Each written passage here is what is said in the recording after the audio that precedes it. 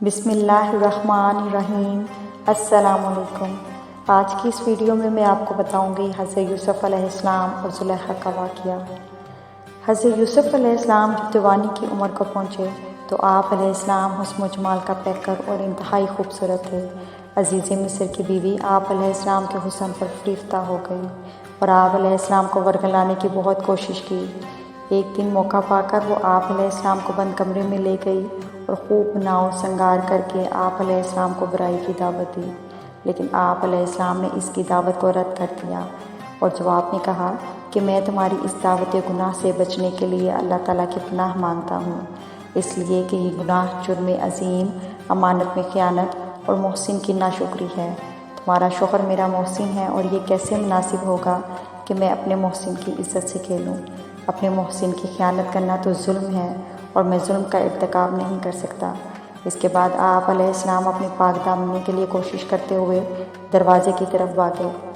جیسے ہی آپ دروازے کی طرف بھاگے تو عزیز مصر کی بیوی نے آپ علیہ السلام کا پیچھے سے کرتا پکڑا، جس سے وہ پھٹ گیا، اور جیسے ہی آپ نے دروازہ کھولا تو سامنے عزیز مصر کو پایا۔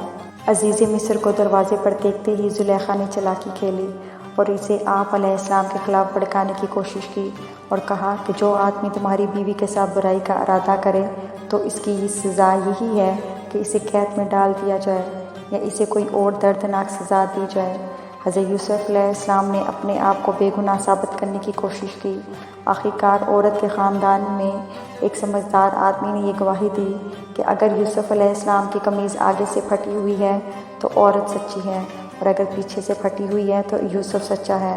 لہٰذا جب عزیز مصر نے دیکھا کہ آپ علیہ السلام کی قمیض پیچھے سے پھٹی ہوئی ہے تو وہ فوراً معاملے کی حقیقت کو سمجھ گیا اور اپنی بیوی کو توبہ کرنے اور یوسف علیہ السلام کو درگزر کرنے کو کہا۔ حضرت یوسف علیہ السلام کی پاک دامنی ظاہر ہونے کے بعد عزیز مصر کی بیوی کا حضرت یوسف علیہ السلام پر فریفتہ ہونے کا واقعہ مشہور ہو گیا۔ مصر کی عورتوں نے عزیز مصر کی بیوی پر لعن طعن شروع کر دی کہ عزیز مصر کی بیوی اپنے ہی غلام پر فریفتہ ہو گئی اور اسے اپنا دل دے بیٹھی ہے۔ جب عزیز مصر کی بیوی کو پتہ چلا تو اس نے عورتوں کی ایک محفل منعقد کی اور مہمان نوازی کے طور پر دسترخوان پر پھل بھی رکھ دیے اور ہر ایک کے ہاتھ میں ایک ایک چھری بھی دے دی تاکہ اپنے سامنے رکھے ہوئے پھل کاٹ کر کھائیں۔ اسی وقت جب عورتیں پھل کاٹ رہی تھیں تو اس نے حضرت یوسف علیہ السلام کو ان کے سامنے بلایا۔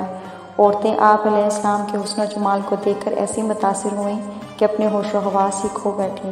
انہوں نے پھلوں کی بجائے اپنے ہی ہاتھ زخمی کر لیے اور حیرت و تعجب کا اظہار کرتے ہوئے پکار اٹھی کہ ہمارے سامنے کوئی انسان نہیں بلکہ آسمان سے کوئی نہایت حسین و جمیل فرشتہ اتر آیا ہے۔ عزیز مصر کی بیوی نے موقع پا کر کہا کہ اسی کے بارے میں تم مجھ سے لعن طعن کر رہی تھیں۔ جب حضرت یوسف علیہ السلام نے عزیز مصر کی بیوی کی دعوت پر آنے والی عورتوں کے مکر و فریب کو دیکھا تو اللہ رب العزت کے حضور مکر و فریب سے بچاؤ کے لیے دعا مانگی۔ اس وقت حضرت یوسف علیہ السلام نے یہ دعا مانگی: اے میرے پروردگار، جس بات کی طرف یہ عورتیں مجھے بلا رہی ہیں اس سے تو مجھے قید خانہ زیادہ پسند ہے۔ اگر آپ نے ان کا مکر مجھ سے دور نہ کیا تو میں ان کی طرف مائل ہو جاؤں گا اور نادانوں میں سے ہو جاؤں گا۔